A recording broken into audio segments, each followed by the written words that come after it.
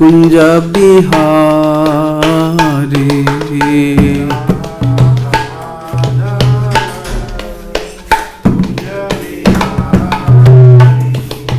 गोपी जन वल्लभ गिरिवरधारी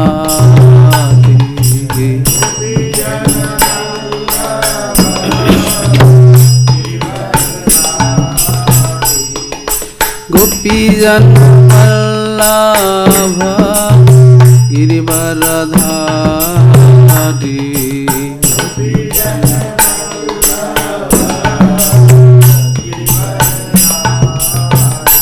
जय राधा माधव कुंज बिहारी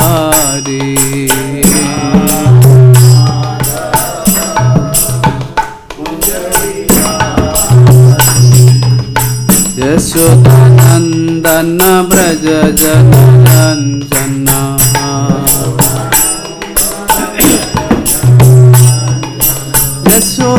यशोदानंदन ब्रज जन रंजना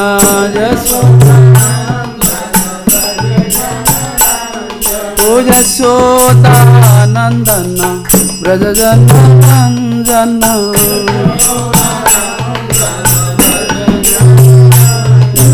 तेरा वनचारी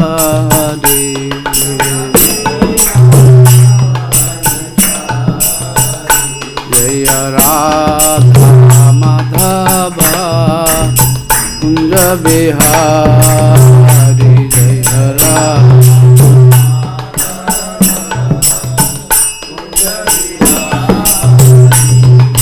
गोपी जन वल्लभ गिरिवरधारी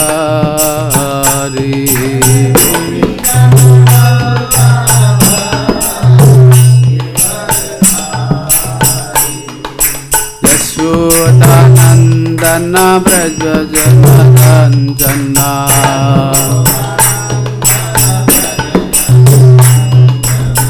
यमुना तेरा वनचारी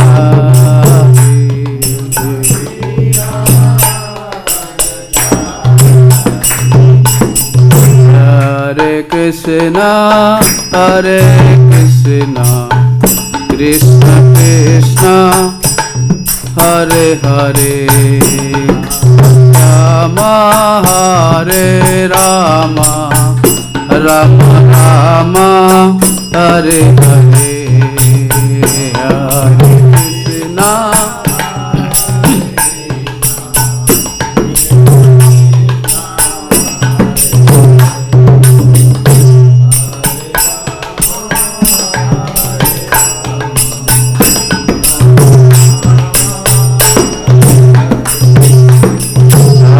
हरे कृष्णा हरे Krishna Krishna Krishna Hare Hare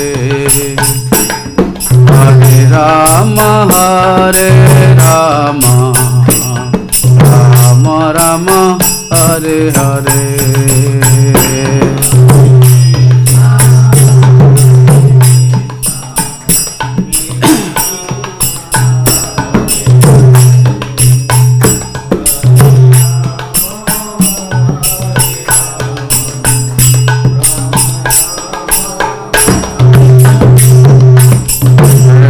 Hare Krishna Krishna Krishna Hare Hare Hare Ram Ram Ram Hare Hare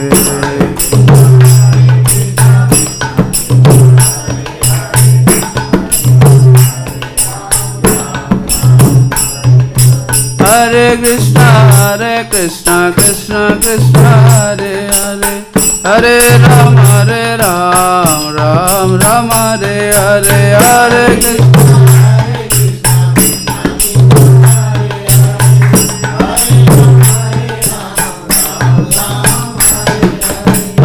Krishna Hare Krishna Krishna Krishna Hare Hare Hare Ram Ram Ram Hare Hare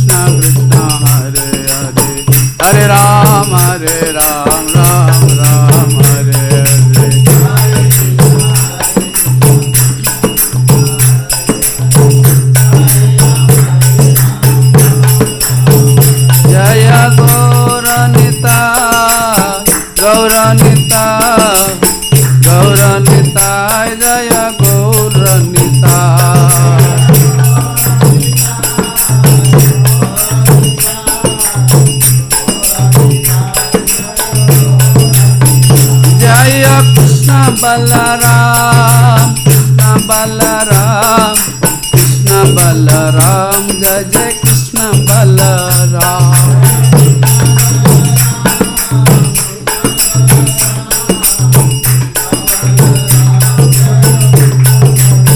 जय राधा श्याम सुंदर, राधा श्याम सुंदर राधे।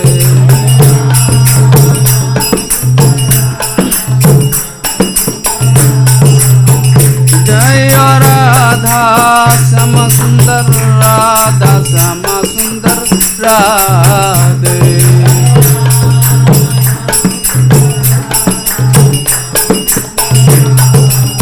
जय जय प्रभुपा प्रभुपा प्रभुपा, श्रीला प्रभुपा।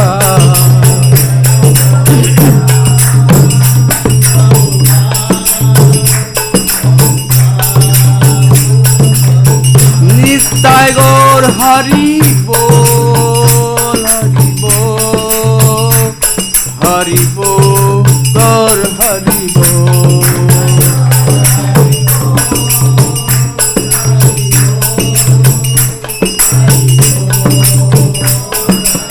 नित्य गौर हरि बोल, हरि बोल, हरि बोल, हरि बोल।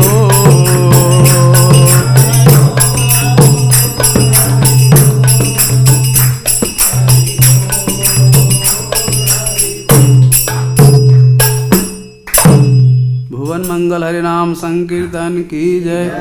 हरे कृष्ण महामंत्र की जय। जगत गुरु श्रील प्रभुपाद की जय। समवेत गौर भक्त वृंद की जय। हिताय गौर श्रीमानंदे हरि हरि बोल।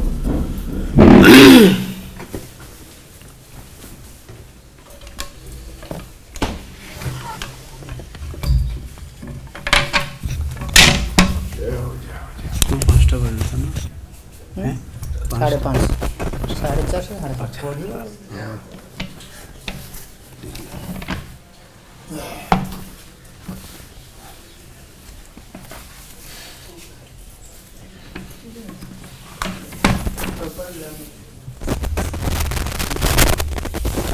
हरे कृष्ण।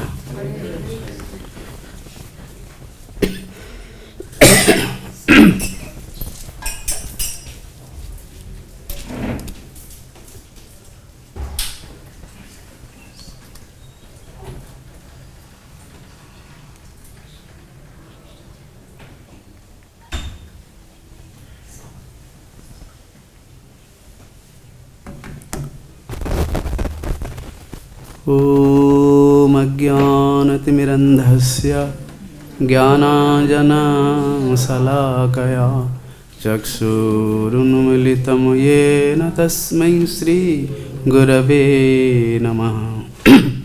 श्रीचैतन्यमनोभीष्टं स्थापितं जनभूतले स्वयं रूपः कदा मह्यं ददाति स्वपदान्तिकम्।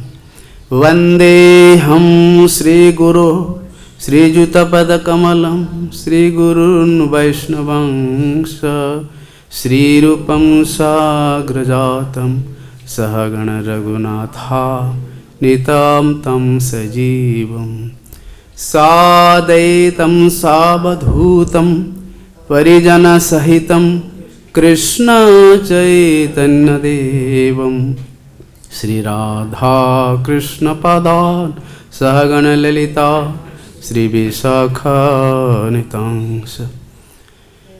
नमः ॐ विष्णुपादाय कृष्णप्रेष्ठाय भूतले श्रीमते भक्तिवेदान्त स्वामिनिति नामिने।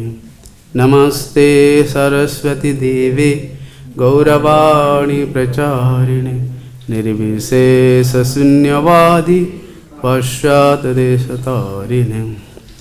वंशाकल्पतरुभ्यश्च कृपासिन्धुभ्येव च पतितानां पावनेभ्यो वैष्णवेभ्यो नमो नमः। महाप्रसादजननी सर्वसौभाग्यवर्धिनि आदिव्याधिहारि नित्यं तुलसी त्वं नमोऽस्तुते। पंचतत्त्वात्मकं कृष्णं भक्तरूपस्वरूपकं भक्तावतारं भक्ताख्यं नमामि भक्तशक्ति। संकर्षणकरुणतोषाय गर्भोदशाय च पयोधिशाय शेषसजस्यांशकलः सनित्यानन्दक्षरामः शरणं ममस्तु। अजानुलम्बितभुजौ कनकावदातौ संकीर्तनैकपितरौ कमलायताक्षौ विश्वम्भरौ द्विजवरौ जुगधर्मपालौ वन्दे जगत्प्रियकरौ करुणावतारौ। अनार्पितचरिं चिरात् करुणयावत्तीर्णकलौ समर्पयितमुन्नतोज्ज्वलरसं स्वभक्तिश्रियं हरिः पुरटसुन्दरद्युतिकदम्बसन्धितः सदा हृदयकन्दरे स्फुरतु वा सच्चिनन्दन।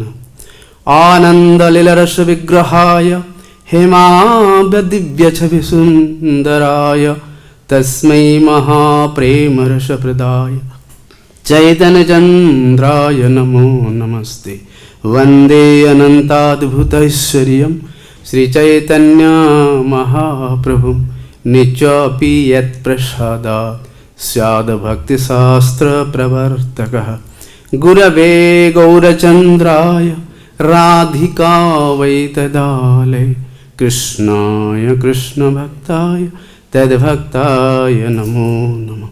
नाम श्रेष्ठं मनुमपि सच्चिपुत्रत्र स्वरूपं तस्याग्रजं मधुपुरी माथुरीं गोष्ठवाटिं राधाकुण्डं गिरिवरमहो राधिका माधवासं प्राप्तजस्य प्रथितकृपया श्रीगुरु त्वं नतो अस्मि।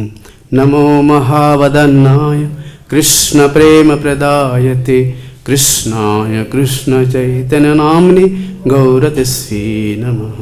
तप्तकाञ्चन गौराङ्गी राधे वृन्दावनेश्वरी वृषभानुसुते देवी प्रणमामि हरि। हे कृष्ण करुणा सिन्धो दीनबन्धो जगत्पते गोपेश गोपिका कान्त राधाकान्त नमोस्तुते। जयतं सुरतौ पङ्गुर मम मन्दमतिर्गति मत्सर्वसपदाम्भोजौ राधा मदनमोहनं। दिव्यादबृन्दारण्यकल्पद्रुमादः श्रीमद्रत्नगारसिंहासनस्थौ श्री श्रीराधाश्रीलगोविन्ददेवो पृष्ठालिविसेव्यमान् स्मरामि। श्रीमान् रासरसारम्भि वंशीवटतटस्थितः कर्षणवेणुर्शैनिर्गोपी गोपीनाथ श्रेयस्तु नः। श्रीकृष्णचैतन्य प्रभु नित्यानन्द श्री अद्वैत गदाधर शिवासदि गौरभक्तवृन्द। हरे कृष्णा कृष्णा कृष्णा हरे हरे हरे राम राम राम हरे। जय जय श्री चैतन्य जय नित्यानंद जयादैत चंद्र जय गौर भक्त वृंद।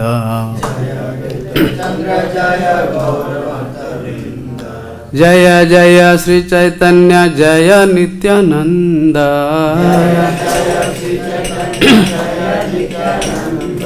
जयादैत चंद्र जय गौर भक्त वृंद।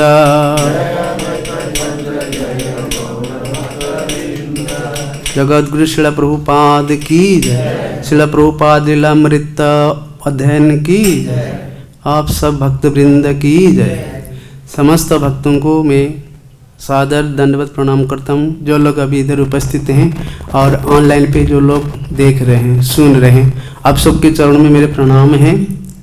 आज हम रविवार में जो हमारा कृष्ण बलराम मंदिर इस्कॉन वृंदावन से श्रील प्रभुपाद की लीलामृत पाठ होता है हर सप्ताह रविवार को।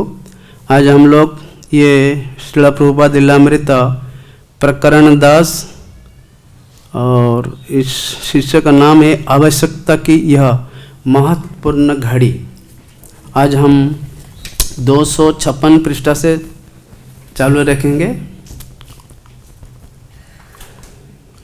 प्रभुपाद सभी भक्तों, विशेष करके हम लोग जो इस्कॉन के भक्त हैं, हमारे लिए प्रभुपाद ही सब कुछ है कि नहीं।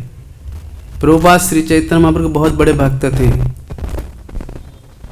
जो सारी विश्व भर में महाप्रभु को वाणी प्रचार किए हैं। महाप्रभु तो भारतवर्ष में किए हैं, लेकिन सेनापति भक्त जो चैतन्य मंगल में आता है, चैतन्य भागवत वर्णन आता है कि श्री चैतन्य महाप्रभु के जो सेनापति भक्त वो आएंगे, जो जो महाप्रभु ने जहाँ पर नहीं गए, प्रचार नहीं किए, वो आके करेंगे। और हम देख निश्चला प्रभु सारे कुछ किए हैं, और उनका लीलामृत श्रवण करना बहुत गुरुत्वपूर्ण हम लोग के लिए। ऐसे तो प्रभुपाद जी हमारा दादाजी, जो मान लीजिए मेरे गुरु महाराज के पिताजी हैं, हम सबका दादाजी हैं। दादाजी ज़्यादा प्रसन्न होते हैं उनके नाती नातिनी के ऊपर में, जो नाती होते हैं ग्रैंड चिल्ड्रेन, उनके ऊपर बहुत प्रसन्न होते हैं। अगर तुतली बोली से हम कुछ उनका गुणगान करते हैं तो दादाजी बहुत खुशी होता है कि नहीं। साधारण हम देखते हैं शास्त्र में दादाजी अपना नाती पोता से सुनने के लिए बहुत आग्रही रहते हैं। वो पास में बैठा है कि वो ट्रेनिंग भी देते हैं। हम देखोगे मारवाड़ी लोग जो होते हैं, जो बिजनेसमैन लोग, उसका नाती जब बैठता है पास में, दादाजी कैसा करते हैं, क्या सुनते। प्रभुपाद भी ऐसा बोलते थे कि मेरे शिष्य लोग क्लास देगा, वो प्रभुपाद बैठ के सुनते थे भी। देखो प्रभुपाद बैठ के देखते कैसा कृष्ण का गुणगान करते हैं लोग, और बहुत प्रसन्न भी होते हैं। हर बाप चाहता है मेरा बेटा हमसे बड़ा बने, है कि ना। प्रभुपाद तो है, जितना अभी हमारा गुरु महाराज जो लोग हैं, सारे के पिता वो है ही है, सबको ट्रेंड अप किए हैं और बुला इसको आगे बढ़ाओ, मेरा बिजनेस डबल करो। तो हम लोग वैसा नाती पोता हैं, हमको भी पढ़ना चाहिए प्रभुपाद क्या क्या लिखते हैं। और ये लीलामृत हम पढ़ेंगे आज। मुझे यहाँ यह लिखते प्रसन्नता होती है कि मैं अपने मुख्य स्थान एक विभक्त 859 केशी घाट वृंदावन से केवल भगवान की भक्ति के प्रचार का आध्यात्मिक उद्देश्य लेकर दिल्ली आया। प्रभुपाद ये खुद लिख रहे हैं। आप लोग को मालूम होगा प्रभुपाद जो ना अपने एक डायरी मेंटेन करते थे, प्रत्येक दिन का क्या क्या उनका सब लिखते थे वो प्रभु। वहीं से लोग सब ये करके यहाँ पर बनाया प्रभुपाद लीलामृत। सतस्वरूप दामोदर महाराज ने ये प्रभुपाद के डायरी से ही सब ले लेके ये उनके ग्रंथ बनाए हैं। तो प्रभुपाद वही कह रहे, प्रभुपाद मुझे मतलब प्रभुपाद कह रहे मुझे यहाँ यह लिखते प्रसन्नता होती है कि मैं अपने मुख्य स्थान। आप लोग को मालूम है जब प्रभुपाद पहले बार बंगाल से वृंदावन आए तो केसी घाट पे बंसी गोपाल मंदिर जी है, वहीं पर पहले प्रभुपाद रहते थे। प्रभुपाद वहीं रहते थे। उसके बाद में वो राधा दामोदर मंदिर में आए। तो उसी प्रसंग का बात में प्रभुपाद यहाँ कह रहे हैं, जो भगवान के बड़े भक्त होते हैं वो कहीं जाने के लिए तैयार रहते हैं। जैसा प्रभुपाद ने बंगाल से कलकत्ता है वृंदावन में भजन करने के लिए, लेकिन उनके गुरुदेव का आदेश था कि अंग्रेजी भाषा में सारे विश्व भर में श्री चैतन्य महाप्रभु वाणी तुम प्रचार करना। ये पहले ही साक्षात्कार में उनका गुरुदेव ने उनको बोल दिया था कि गुरु लोग जैसे पता ना सोनार जो होते हैं उस पहचानते हैं कि नहीं उसके अंदर में क्या है। तो भक्ति सिद्धांत स्वरूप उनको पहचान लिया था उसी दिन। आप लोग कौन कौन गए हैं कलकत्ता, जहाँ पर प्रभुपाद का साथ में उनका गुरु जी का मिलन हुआ था, उसको कहते उल्टा डंगा, कौन कौन गए वहाँ पर? यहाँ पर कोई नहीं गए आप लोग ना, जाना चाहिए। कलकत्ता में प्रभुपाद जी का जन्मस्थान, दो चीज़ देखने का है। जहाँ पर प्रभुपाद जी का जन्मस्थान है, जहाँ पर प्रभुपाद ने जन्म लिया है, और दूसरी जहाँ पर उनका गुरु का साथ में उनका पहला मुलाकात हुआ था, उसको उल्टा डंगा कहते हैं। बहुत पुराना से उस घर में अभी भी आप जाइएगा ना, उसका अंदर में एक दिव्य अनुभूति आपको लगेगा। उसको दीवाल, उसको तोड़ने के लिए गया लेकिन दीवाल नहीं टूटा। उसमें ऐसा कुछ जो मशीन होता था वो काम नहीं करता था। जैसा पूरी जाएगा गौर गंभीरा में एक जगह है जहाँ पर महाप्रभु रहते थे, और महाप्रभु को और एक पार्षद हैं जगदानंद पंडित, जहाँ पर महाप्रभु के लिए वो सुंदर सुगंधित तेल ले गया था बंगाल से महाप्रभु को लगाने के लिए कि आप उसको लगाओ, सुंदर तेल आपके लिए मैं एक हांडी लाया हूँ बंगाल से, आपको लगाना है।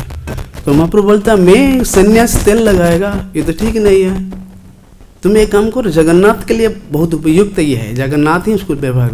तो जगन्नाथ पंडित को मालूम, तो वो है जो कृष्ण लीला में सत्यभामा थे, और गुस्सा आके पूरा हाड़ी तोड़ दिया वहाँ पर, प्रांगण में पूरा एकदम फेंक दिया, जगन्नाथ लगाएगा, आपके लिए मेला जगन्नाथ क्यों लगेगा। तो उस घर में अभी भी जाएगा, उस घर में वो जाएगा, 3 दिन बिना खाए पे वहीं पर रेस्ट किया था वो सत्यभामा जगन्नाथ पंडित। उस घर के अंदर अब जाएगा ना, वहाँ पर वो लोग, वहाँ का लोगों ने कुछ काम करने के लिए तोड़ फोड़ चालू किया, लेकिन एक ईंट नहीं तोड़ पाया। वो दिव्य स्थान है। वैसा उल्टा ढंग पे एक घर है जहाँ पर प्रभुपाद के साथ उनके गुरु जी का साक्षात हुआ था। पहले निर्देश दिया था तुम प्रचार करो अंग्रेजी भाषा में, मतलब इस्कन का बीज वहीं पर रोपण हुआ था। वहाँ आप लोग जाइएगा। कलकत्ता में 2 स्थान, प्रभुपाद का जन्म स्थान और ये जाना चाहिए, क्योंकि प्रभुपाद हमारे लिए सब कुछ है।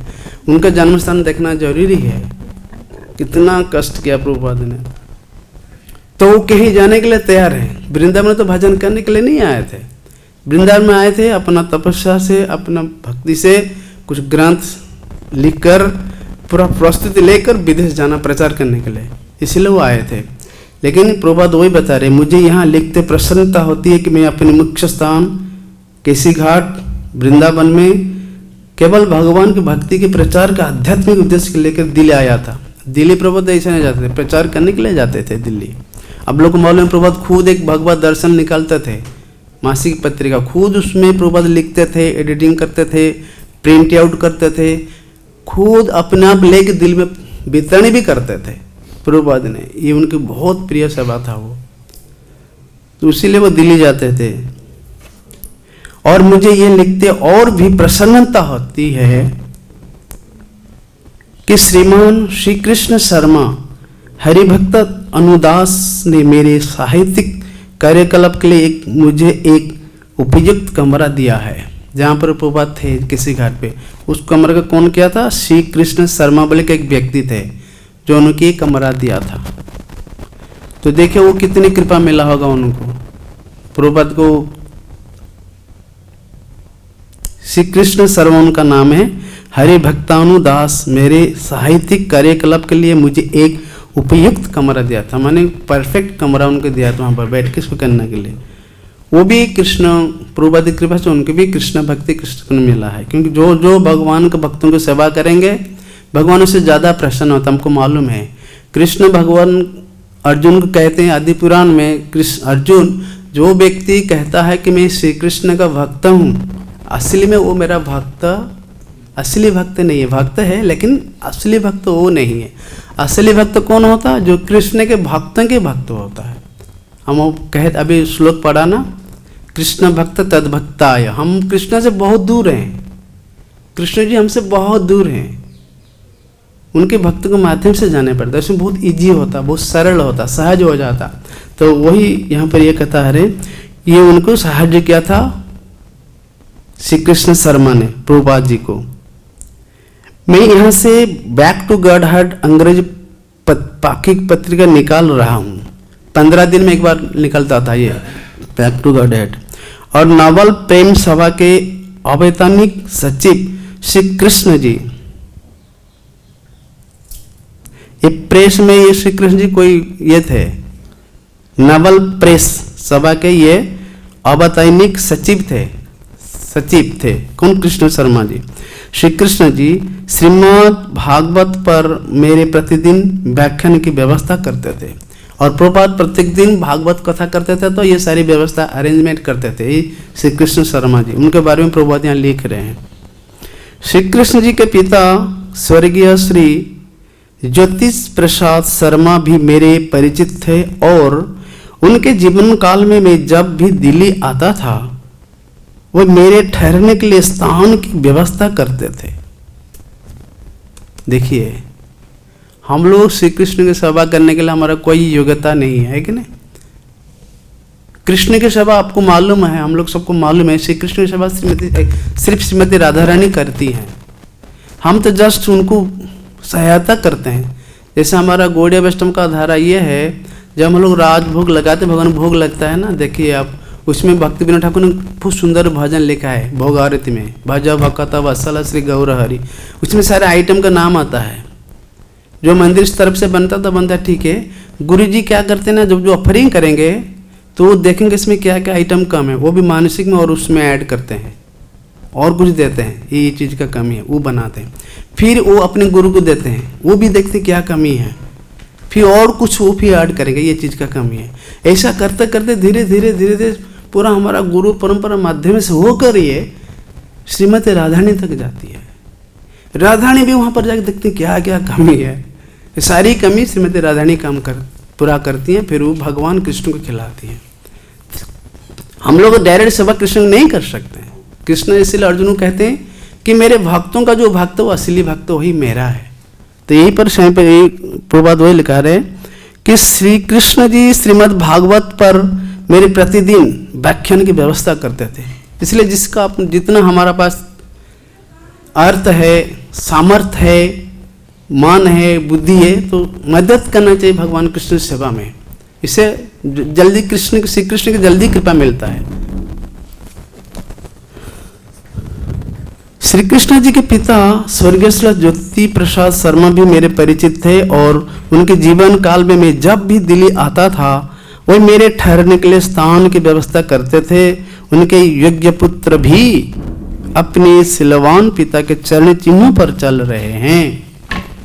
देखिए प्रभुपाद जी इतने बड़ा वैष्णव लोग देखते हुए ऐसा थोड़ी बन गए। उनके पिताजी कौन है? गौर मोहन दे। अगर उनके कृपा नहीं होता प्रभुपाद थोड़ी इतने बड़े वैष्णव होते हैं। 5 साल के छोटे बच्चों को प्रभुपाद उनके पिता गौर मोहन दे ने मृदंग दिया था, मृदंग बजाओ। गोविंद देव राधा गोविंद दिए थे, छोटा विग्रह थे, सेवा कर खुद अपनी ट्रेनिंग देते थे। तो देखिए यही बात बता रहे हैं, सुजोग पुत्र वही होता। सारी संतान भी कृष्ण का भक्त होना चाहिए, कृष्ण भक्ति करना चाहिए। उनके योग्य पुत्र भी अपने सिलवान पिता के चरण चिन्हों पर चल रहे हैं और नवल प्रेस सभा के सचिव के रूप में वे सारी नगर में राम नाम के प्रचार की सेवा में तत्पर हैं। हरिनाम संकीर्तन महाप्रभु का आदेश वही है, परम विजय श्री कृष्ण संकीर्तनम। हरिनाम एकमात्र है कलयुग का भगवान का सेवा के लिए। सुपाठ्य अंग्रेजी अक्षरों में भक्ति वेदांत स्वामी लिखते गए कि उनके राय में मंदिरों का उपयोग जगत जनता को केवल आध्यात्मिक मूल्यों की शिक्षा देने के लिए होना चाहिए। देखिए प्रभुपाद क्या कहते हैं, मंदिरों की उपयोग जनता को केवल आध्यात्मिक मूल्यों की शिक्षा देने के लिए है। हमारा जो इस्कॉन है ये कोई साधारण मंदिर नहीं है, इसको प्रभुपाद कहते हैं ये एक इंस्टीट्यूशन है। मतलब यहाँ पर भक्ति का शिक्षा दिया जाता है, कैसा कृष्ण का भक्ति करना है। हमारा मंदिर सिर्फ मंदिर नहीं है, ये एक इंस्टीट्यूशन है। यहाँ पर शिक्षा देता है, जैसे हम लोग देखते हैं ना कितनी सारी शिक्षा है, भक्ति शास्त्री है, शिव विग्रहों का सेवा कैसा करना उसका भी कोर्स है, मृदंगा बजाना है, कुकिंग करना, इस एक स्कूल जैसा है। भक्ति का सब शिक्षा देते हैं हमारा इस्कॉन। और उनके जीवन का निजी उद्देश्य मंदिर का संगठन इसी कार्य के लिए करना था। मंदिर उन सामान्य गृहस्थों के लिए नहीं है। देखिए आप लोग सब गृहस्थ हैं, प्रभुपाद क्या बता रहे, मंदिर उन सामान्य गृहस्थों के लिए नहीं है जो मात्र पाशविक वृत्तियों में लगे रहते हैं। मंदिर में रहने का अधिकार केवल उनको है जो उसके अधिपति भगवान की सेवा में सचमुच लगे हैं, अन्य लोगों को नहीं। मंदिर में हमारा जो प्रभुपाद ने बताया, गृहस्थ लोग में जो देखता हूँ, अब देखिए हमारा इस्कॉन में गृहस्थ लोग हैं, सबसे बड़े बड़े जगह में है, सेवा करते हैं। महाप्रभु के समय में सारी बड़े बड़े भक्त सब गृहस्थ ही थे, कोई ब्रह्मचारी सन्यासी ऐसा नहीं। ब्रह्मचारी सन्यासी का तो काम है प्रचार करना है, बस वो लोग काम मंदिर में रहना और प्रचार में जाना है। और गृहस्थ लोग को सब कुछ देखना है, पूरा मैनेजमेंट देखना है, पैसा कहाँ से भी आएगा और किस प्रकार से मंदिर का डेवलपमेंट होगा, सब देखना चाहिए। प्रभुपाद ये गृहस्थों के ऊपर एक बहुत बड़ा दायित्व दे रहे हैं कि सेवा में सच में लगे रहें, अन्य लोगों को नहीं। लेकिन हम ये भी देखता हूँ कि हमारे इसके बहुत अच्छे गृहस्थ भक्त लोग, आप लोग सब बहुत अच्छे भक्त हैं। मैं देखता हूँ हमारा गृहस्थ लोग भी बहुत तपस्वी हैं, इतना ठंडा भी जाड़ है, दिसंबर में आते हैं सब दूर से नहा धो के, ये असली तपस्या है। इससे भगवान प्रसन्न होते हैं, है कि नहीं? जैसा भगवान हमारा मंदिर का मालिक है, जैसा कोई बड़ा कंपनी का मालिक है, उसका ऑफिस 9 बजे खुलता है, वो 9 बजे जाके रेडी रहता है, उसका चाकर नौकर से उससे पहले आना चाहिए ना, है कि नहीं? जैसा मंदिर 6:30 बजे आरती होता है श्याम सुंदर जी का, भगवान खुलने से पहले हम लोग बैठ जाना चाहिए, आधा घंटा हो या 10 मिनट पहले आना चाहिए कि ठाकुर दर्शन देने से पहले हम रेडी रहेगा, मेरे मालिक दर्शन देंगे, है कि नहीं? ये नहीं कि दर्शन हो गया हम घर में सह रहे, ये ठीक नहीं है। पहले आके रेडी होना चाहिए ठाकुर का दर्शन के लिए। मेरे को अभी भी याद है, मैं जो पहला स्कंद जैन किया, रात को 3-4 बजे उठ जाता था। कब होगा 3 बजे, कब उठेगा, देख रहा तो 12 बज रहा, कभी 2 बज रहा, ऐसा कर रहा, जल्दी उठना चाहिए, ऐसा भाव होना चाहिए। तो प्रभुपाद वही कहता रहे, अन्य लोगों को नहीं। छिप्पीवाड़ा में श्रीमद् भागवत की रचना के प्रयत्न में लगे हुए भक्ति वेदांत के मन में अगल बगल के परिवार के सारगुल से, छिप्पीवाड़ा में श्रीमद् भागवत की रचना के प्रयत्न में लगे हुए भक्ति वेदांत के मन में अगल बगल के परिवारों के शोरगुल से जो उनके भक्तिहीन पारिवारिक कलहों से कभी कभी होता था। जहाँ पर प्रभुपाद जहाँ पर रहते थे, एक जगह का नाम है छिप्पीवाड़ा। आसपास में तो सब कोई तो भक्त नहीं, कुछ प्रभुपाद कहते हैं ना, कुछ है, क्या थे,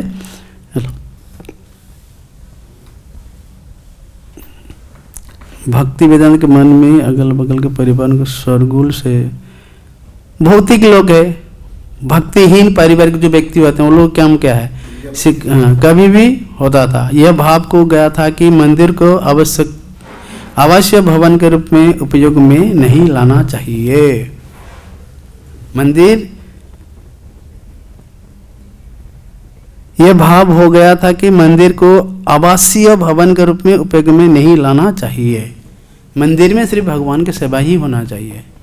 मंदिर का जैसा आवास अपने रेसिडेंशियल नहीं होना चाहिए, बहुत ही लोगों जैसा रहना, पर खाना पीना सोना ही करना, भगवान भक्ति विहीन, भक्ति का सेवा विहीन, श्रवण कीर्तन के विहीन जीवन बिताना है, वो नहीं होना चाहिए। मंदिर का क्या काम होता है, सिर्फ के भगवान की सेवा होना, श्रवण कीर्तन होना। स्थिर होकर श्रीमद् भागवत का अनुवाद आरंभ करने के महान कार्य को योजनाओं के बावजूद भक्ति वेदांत स्वामी अन्य तरीकों से भी प्रचार करने को तैयार थे। प्रभुपाद बोलते ना, दक्ष थे, दक्ष। आप लोग सोचिए, सच में कभी कभी साथ सोचिए, ध्यान दीजिए। प्रभुपाद जो अमेरिका गए, कुछ अरेंजमेंट नहीं था, है कि नहीं, कहाँ रहना है, क्या खाना है, मिलेगा कि नहीं, वो अमेरिका है। देखिए कितना बड़ा रिस्क, इसको बोलता है गुरु का भक्ति है, यही है भक्ति। चले गए, स्थिर होकर श्रीमद् भागवत अनुवाद आरंभ करने के महान कार्यों को योजनाओं में बावजूद भक्ति वेदांत समय तरीकों से भी प्रचार करने तैयार थे। अक्टूबर 1981 में उन्होंने टाइम्स ऑफ इंडिया में एक समाचार लेख पढ़ा था। 2 अमेरिकी वैज्ञानिकों को एंटीप्रोटीन की खोज करने के लिए भौतिक विज्ञान में नोबेल पुरस्कार मिला था। लेख में कहा गया था कि इस नई खोज की एक मूलभूत मान्यता यह है कि एक दूसरे संसार या अभौतिक संसार का अस्तित्व संभव है। दूसरे संसार से भक्ति वेदांत को भगवद गीता में वर्णित शाश्वत आध्यात्मिक संसार का स्मरण हो आया। वे अच्छी तरह जानते थे कि अभौतिक संसार को वैज्ञानिक शाश्वत या आध्यात्मिक संसार के अर्थ में प्रयोग नहीं कर रहे थे, लेकिन वैज्ञानिक मनोवृत्ति के लोगों की अभिरुचि पर अधिकार पाने के लिए उनके मन में उन्हीं की वैज्ञानिक शब्दावली के प्रयोग का विचार आया। उन्होंने एक ऐसे निबंध की कल्पना की जिसमें अभौतिक कण या अभौतिक संसार की शब्दावली भी भगवद गीता के ईश्वरवादी विज्ञान का प्रस्तुतिकरण हो। अगर प्रभुपाद जी अमेरिका नहीं जाते, ये भगवद गीता प्रकाशित नहीं करते, सही में बताइए कौन इतने भक्त बनते? वही बनते, कोई नहीं बनता। लेकिन प्रभुपाद बहुत दक्ष थे, बहुत एक्सपर्ट थे। यह वह समय था जबकि सारे संसार में अंतरिक्ष यात्रा की चर्चा हो रही थी। भारतीय संचार साधन से रूपी स्पुतनिक का विवरण 2 वर्ष पहले मिल चुका था। अंतरिक्ष यात्रा को होड़ शुरू हो चुकी थी। अंतरिक्ष यात्रा में प्रचलित जन रुचि का लाभ उठाकर भक्ति वेदांत स्वामी ने वर्णन किया कि भक्ति योग से आत्मा किस प्रकार अंतरिक्ष की अधिकतम सीमाओं को पार करके आध्यात्मिक जगत के शाश्वत लोक में पहुंच सकता है।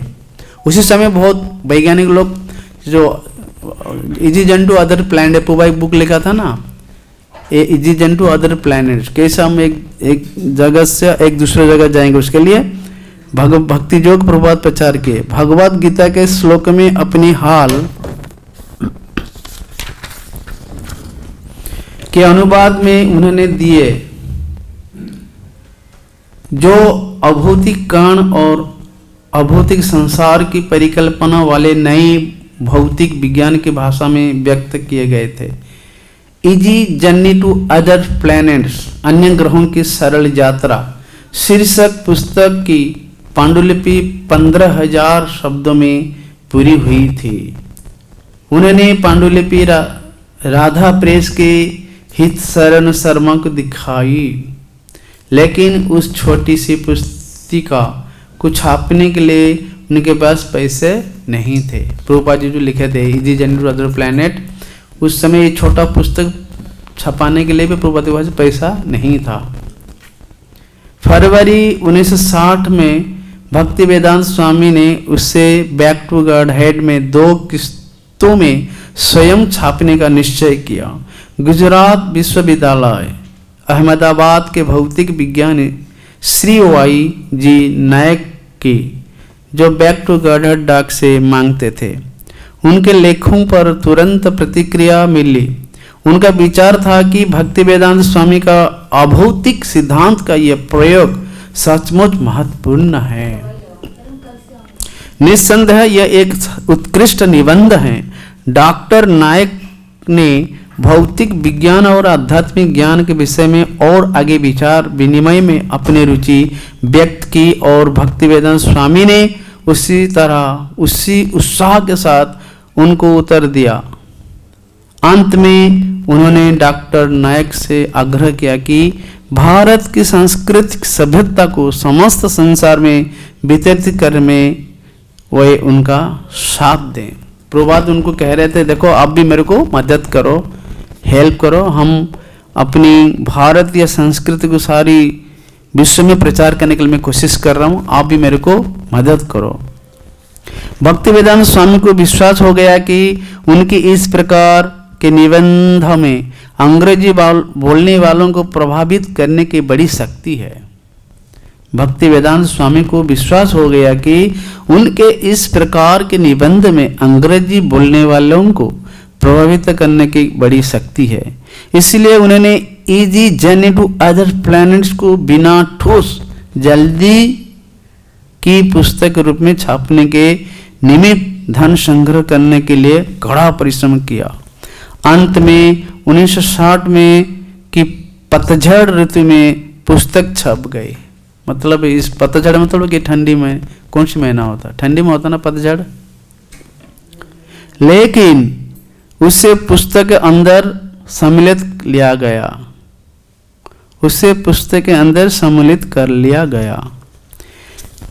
इस पुस्तक को पढ़ने से हर एक लाभ होगा। विशेषकर विद्यार्थियों को इसे ध्यान पूर्वक पढ़ना चाहिए और भक्ति योग का अभ्यास करना चाहिए। उससे मन को बल मिलेगा और चरित्र का निर्माण होगा। मुझे प्रसन्नता होगी यदि विद्यार्थी और आध्यात्मिक दोनों इससे पढ़ें। मतलब प्रभुपाद चाहते हैं इजी जर्नी टू प्लैनेट को सारे विद्यार्थी पढ़ना चाहिए। बहुत से भारतीय वैज्ञानिकों और विद्वान ने पुस्तक की समीक्षा भेजी, जिनमें उन्होंने उसके वैज्ञानिक एवं आध्यात्मिक दृष्टिकोण को रोमांचित किया और अंतरिक्ष को पार करने के लिए यांत्रिक विधि से गति को तीव्र बनाने की अपेक्षा मनोवैज्ञानिक प्रयास और आध्यात्मिक मुक्ति की विधि को श्रेष्ठ बताया। पुस्तक में केवल 38 पृष्ठ थे। मैंने इस पुस्तक का 38 पृष्ठ का छोटा सा बुक था, ये छोटा पुस्तक, लेकिन यह एक पृष्ठावली बैक टू गढ़ पत्रिका अतिरिक्त उनके प्रथम पुस्तक थी। ये प्रभुपाद जी का पहला पुस्तक है, बैक टू गढ़। ये सारी पुस्तक, ये पुस्तक आप लोग रखना चाहिए कि नहीं?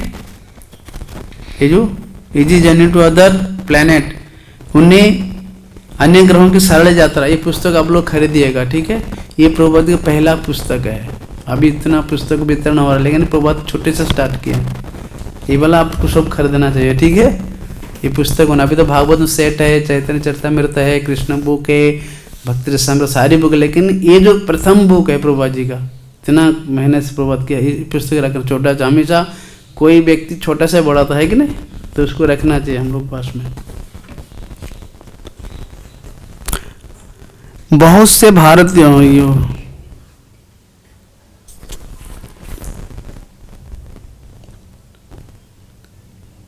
और प्रभुपाद सिर्फ छपाया नहीं, उन्हें इस छोटी पुस्तक को जोरदार ढंग से वितरित करने की भरपूर कोशिश की। उसकी एक प्रति उन्होंने राष्ट्रीय अजायब घर नई दिल्ली के डॉक्टर पी बनर्जी को दी। एक डॉक्टर था, उनको ये दिया था उनको। डॉक्टर बनर्जी वही पुस्तकालय आया करते थे और पुस्तक देख करते थे। मेरी मुलाकात उसमें वहीं हुई, उनसे वहीं हुई। उन्होंने मुझे एक पुस्तक दी, easy journey to other planets. उसकी कुछ प्रतियां उन्होंने ₹1 या 8 आने प्रति पुस्तक की दर से वितरित करने की दी। ₹1 ₹8 दाम था उस समय पुस्तक का। मुझे उनकी ओर आकर्षण हुआ। मुझे लगा कि वह बिना बाह्य आडंबर के सच्ची भक्ति वाले एक संत पुरुष हैं। अपने नाम और यश के लिए लोगों को वे अपनी ओर आकर्षित नहीं करना चाहते थे। उनकी सहायता करने वाला कोई नहीं था। वही छिपवाड़ा में एक छोटे से कमरे में अकेले रहते थे। अपने अध्ययन में वे लगे रहते थे। इसलिए मैंने पूछा, महोदय, यदि आपके पास समय हो और मेरे यहाँ आने में आपको संकोच न हो तो कृपा करके हर रविवार को मेरे यहाँ आइए और मेरा भागवत सुनाए और मेरा भागवत सुनाइए। वे तुरंत राजी हो गए। वे अच्छी विद्वान थे। धर्मशास्त्र में उनकी निपुणता और दूसरों तक अपने विचार पहुंचाने में उनकी रुचि थी। वे बहुत अच्छे वक्ता थे और वार्तालाप में पारंगत थे। वे बहुत विनयशील थे। मैंने प्रभुपाद के बारे में ये डॉक्टर बनर्जी कह रहे हैं कि महाराज आप आइए, मेरे को कृष्ण कथा सुनाइए। तो प्रभुपाद इससे बहुत प्रसन्न में खुशी हो गए। तो कोई भी तो सुनने के लिए आग्रही है, प्रभुपाद खुशी हो गए। वे जो कुछ कहते हैं उसे बहुत स्पष्टता से कहते थे। वो बंगाल में बोलते थे। वो उस समय प्रभुपाद बंगाल में बात मैंने बोलते थे। वो भी बंगाली थे, बनर्जी। अच्छा, डॉक्टर बनर्जी। वे जो कुछ कहते उसे बहुत स्पष्टता से कहते थे। वे बांग्ला में बोलते थे और श्लोकों के सारांश वे व्याख्या करते थे। कभी कभी वे टीकाओं का भी निर्देश करते थे, केवल मुझे अतिरिक्त जानकारी देने के लिए। अन्य लोगों को टीकाओं में या कठिन प्रकरणों को जानने में रुचि नहीं थी, लेकिन चूंकि वे जानते थे कि उस क्षेत्र में मेरा कुछ अध्ययन है, इसलिए मेरे लिए और एक दो और सज्जनों के लिए जो वयोवृद्ध और सुविज्ञ थे, वे टीकाओं का व्याख्या क्या करते थे। बंगला, सच में बंगला बहुत मधुर भाषा है कि नहीं? आप लोग स्वीकार करते हैं कि नहीं? बंगाल बहुत मधुर भाषा है, स्वीट लैंग्वेज है। इसलिए महाप्रभु प्रेम पुरुषोत्तम है। महाप्रभु प्रेम पुरुषोत्तम है ना, बंगला में बात करते हैं सच्ची मैया से। मेरा मातृभाषा उड़िया है, लेकिन मैं रियल में सारी भाषा भारत में घुमा हूँ, लेकिन सच में बंगला बहुत मधुर भाषा है। चैतन्य चरितामृत इसलिए मधुर, क्यों मधुर है बताइए? चैतन्य चरितामृत मधुर क्यों है? मदन मोहन ने लिखे हैं। कृष्णदास कबीरा तो सिर्फ टाइप राइटर का काम किया, लेकिन बोल रहे थे मदन मोहन जी, तो मदन मोहन तो मधुर बोलते हैं ना, नाम है मदन मोहन। बहुत स्वीट लैंग्वेज, बंगला सीखना चाहिए। भक्ति सिद्धांत प्रभु कहते थे कि महाप्रभु को चैतन्य चरितामृत पढ़ने के लिए बंगला सब कुछ सीखना चाहिए। भारतीयों का बात तो छोड़िए, विदेशी के लिए भी बोले थे, जो अंग्रेज वो लोग भी सीखना चाहिए बंगाल। और मेरे गुरु महाराज जो बंगला बहुत अच्छा बोलते हैं, हमारा भक्ति और भी भारत विदेशी हैं बहुत अच्छा बंगला बोलते हैं। बंगला आपको सीखना चाहिए। प्रभुपाद बंगाल में इसी का बात करते थे। मेरे घर पर लगभग 20 से 30 लोग तक एकत्रित होते थे, और उस समय में 20-30 भक्त एकत्र, मतलब सोचिए प्रभुपाद को अच्छा हुआ। और वह अपनी व्याख्या 1-2 घंटे तक करते रहते। 20-30 भक्त आते थे उस समय में, और 1-2 घंटा प्रभुपाद कृष्ण कथा करते थे। तब वह हरे कृष्ण मंत्र कीर्तन करते थे, और हम सब करताल और हारमोनियम बजाकर उनका साथ देते। इस तरह बैठक में बड़ा आनंद आता था, क्योंकि वह कठिन बातों को बहुत आसान बना देते थे, और वो हर चीज की व्याख्या हमारी आवश्यकताओं के अनुसार कर देते थे। इसलिए प्रभुपाद के ग्रंथ में क्या आपको मालूम है? देखा आप लोग कितना प्रभुपाद सरल बनाया है। मैंने सुना एक बार जननिवास प्रभु मायापुर में बोलते थे, प्रभुपाद जो ग्रंथ लिखते थे ना, रात के टाइम में लिखते थे। आपको मालूम है ना, ट्रांसलेशन रात को करते थे।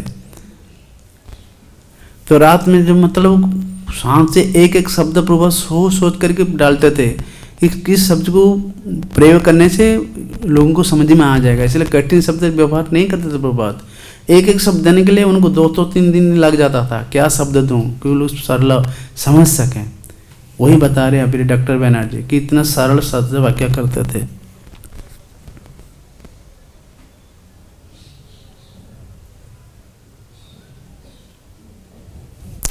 वही जानते थे कि इतना इस व्यक्ति के लिए है, इतना का वास्ता उस व्यक्ति में है, और इतने का और से। बैठने के बाद वह मेरे घर में थोड़ा विश्राम करते थे। मैं उनसे भोजन के लिए प्रार्थना करता तो वे कहते कि दूसरों का बनाया भोजन वे ग्रहण नहीं करते। देखिए प्रभुपाद दूसरे को बनाया हुआ भोजन, मतलब वो शायद भक्ति भगवान भोग नहीं लगाते थे होंगे, इसलिए प्रभुपाद नहीं ग्रहण करते थे। लेकिन जब वो मेरी पत्नी से मिले और उन्होंने कहा कि उनके लिए भोजन बनाने में उन्हें प्रसन्नता होगी, तब वो बोले बहुत अच्छा, मैं भोजन करूँगा। उनसे नहीं, लेकिन उनको पत्नी जो बोलती थी तो प्रभुपाद ठीक है बनाओ।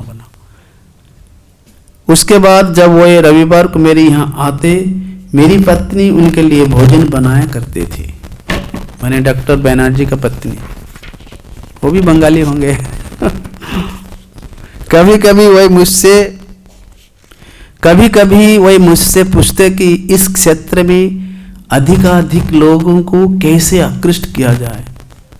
प्रभुपाद डिस्कस करते थे डॉक्टर बनर्जी कि इतने कैसे, और बहुत सारे लोग भी आए उनको कृष्ण भक्ति लगाएं। लेकिन सरकारी कर्मचारी होने के नाते मैं खुले रूप में किसी की भी मना नहीं सकता था, नहीं किसी बड़े स्तर पर उनके लिए कोई व्यवस्था करने के लिए मेरे पास समय था। किंतु इससे उन्हें संतोष नहीं हुआ। उन्होंने मुझसे पूछा कि क्या बैठक की व्यवस्था में अधिक बड़े पैमाने पर कर सकता हूँ। वो जानते थे कि जो लोग मेरे घर की बैठक में भाग लेते थे वे बहुत वृद्ध थे, वो 70-80 के या एक तो 90 वर्ष के थे। सारी उम्रदार लोग आते थे, सभी अवकाश प्राप्त और सुशिक्षित थे, को पढ़ा लिखे भी थे। बैठक का क्रम 1 वर्ष तक चलता रहा। उसके बाद उन्होंने कहा कि वह अन्य स्थानों को जाने का प्रयत्न करेंगे। 1 साल होने के बाद उनका घर पे प्रभुपाद कहते अभी मैं दूसरा जगह जाने पड़ेगा मेरे को। उसके बाद उन्होंने कहा कि वह अन्य स्थानों को जाने का प्रयत्न करेंगे। उन्होंने मुझसे बैठ के चलाते रहने को कहा, लेकिन मैंने कहा कि मैं दीक्षित नहीं हूँ। उन्होंने कहा कि फिर भी मैं बैठक के चला सकता था, क्योंकि मैं जन्म से ब्राह्मण था। कुछ समय तक बैठक के चलाने का उन्होंने मुझे अधिकार दिया, लेकिन मैं चला नहीं सका क्योंकि मुझे बाहर जाना पड़ा था। उनके जाने के बाद मेरी रुचि आती रही। मैं सरकारी कर्मचारी था। मैंने प्रभुपाद जो बोले कि मैं इस जगह छोड़ दूंगा, तो मैं घर से कि दूसरा जगह जाऊंगा, लेकिन तुम इसको कंटिन्यू करते रहना, आप इसको देखो, आप करते रहो। और वो बोले ठीक है, मैं इसको, क्योंकि मुझे बाहर जाना पड़ा था। उनके जाने के बाद मेरी रुचि जाती रही। मैं सरकारी कर्मचारी था। Easy journey to other planets एक प्रकार की तैयारी थी। श्रीमद् भागवत को प्रस्तुत करने के उनके वास्तविक कार्य की, लेकिन पुस्तकों की आवश्यकता के विषय में उन्हें और अधिक विश्वास हो गया। प्रचार के लिए उन्हें पुस्तकें चाहिए थी, विशेषकर यदि उन्हें पश्चिमी देशों में जाना था। पुस्तकों की सहायता से वे आध्यात्मिक कांति पैदा करने सकते थे। पश्चिम में साहित्य बहुत था, लेकिन पश्चिमी लोगों के पास उनके आध्यात्मिक शून्य को भरने के लिए ऐसा कुछ नहीं था। यद्यपि श्रीमद् भागवत को वे अधिक से अधिक समय देना चाहते थे, तो भी बैक टू गॉडहेड को चलाने में वे लगे रहे और उपलब्ध पुस्तकों की पांडुलिपि से उदाहरण लेकर उन्हें लेख के रूप में उसमें देते रहे। लेकिन कभी कभी वे नए लेख भी लिखते और छापते। रिलेवेंट इंक्वायरी, प्रासंगिक जिज्ञासा में उन्हें लिखा। भगवान के धाम में लौटने का प्रचार करके हमें केवल मानव जाति को बचाने का निविलित प्रयास कर रहा है। ये प्रचार झूठा नहीं है। यदि सत्य को अस्तित्व है, तो भगवान के धाम में लौटने की यह प्रचार उस सतयुग का आरंभ है।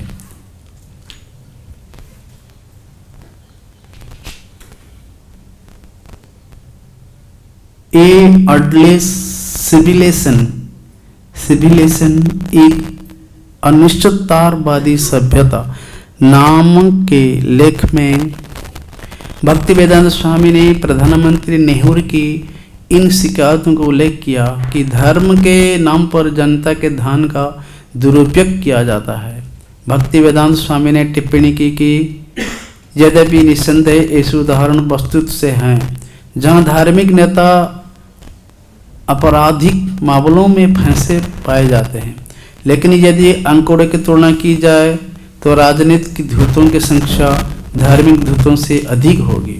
यदि धार्मिक धूर्तता के प्रति पंडित नेहरू की चेतावनी सही थी, लेकिन वह चेतावनी आध्यात्मिक संस्थाओं में पूरा सुधार लाने बिना कारगर नहीं हो सकती थी, और वह सुधार राजनेताओं के पूर्ण सहयोग से ही संभव था।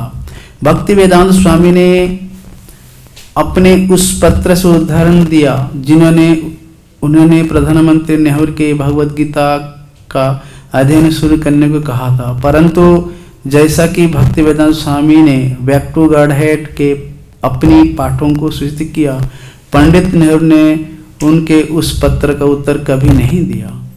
आध्यात्मिक ज्ञान के अभाव में उन्होंने सोचा कि लीग ऑफ डेवोटी भक्त संघ में उन बहुत से मठों और मंदिर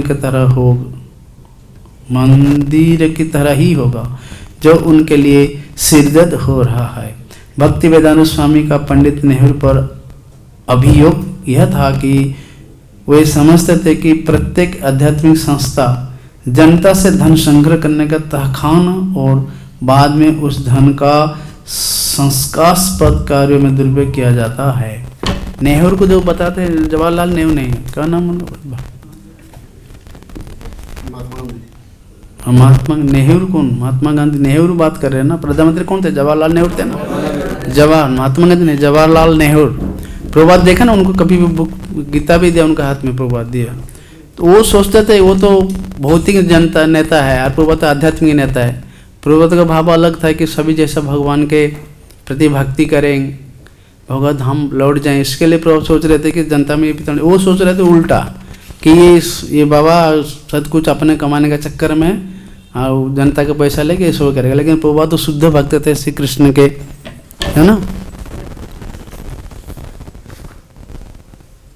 जनता से धन संग्रह करने का तहखाना और बाद में उस धन का संस्कारास्पद कार्य में दुरुपयोग किया जाता है। वो जवाहरलाल नेहरू यही सोचा था कि ये साधु ऐसा करके पैसा कमाएंगे, लेकिन प्रभात का ऐसा भाव नहीं था। किंतु वह उन तथाकथित साधुओं का समर्थन करते हैं जो सामाजिक सेवा करते रहें पर आध्यात्मिक विज्ञान के विषय में बकवास करते हैं।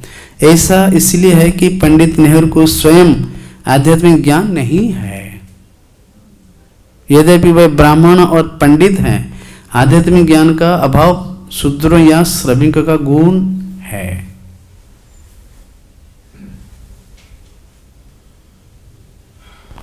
उन्होंने पंडित नेहरू से प्रार्थना की कि वे भगवान या कृष्ण शब्द से भयभीत न हो, पर हमें उन्हें विश्वास दिला सकते हैं कि भय का कोई कारण नहीं है, क्योंकि कृष्ण हर एक के हितैषी हैं और हर एक की वास्तविक सहायता करने में सक्षम है।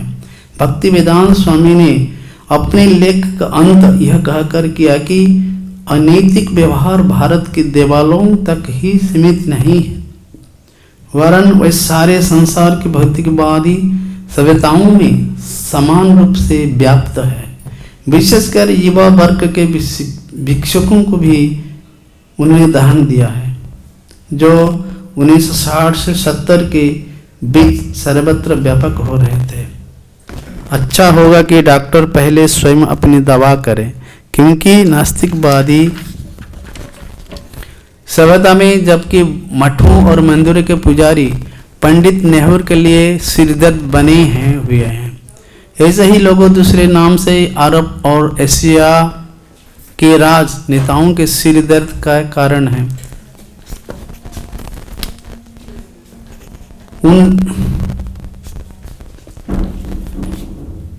उन देशों में बेलगाम छोड़कर उन्हें इंग्लैंड में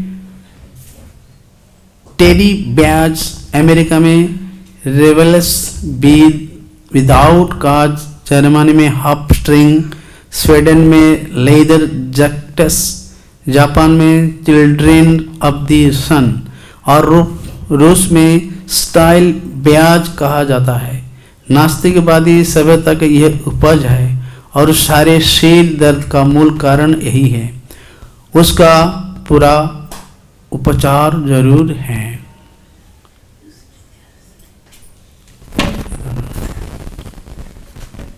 हरे कृष्णा कृष्णा कृष्णा हरे हरे, हरे राम राम राम हरे हरे। जगत गुरु श्रील प्रभुपाद की जय, श्रील प्रभुपाद लीलामृत की जय, सभी भक्त वृंद की जय। हिताय गौर प्रेमानंदे हरि हरि बोल।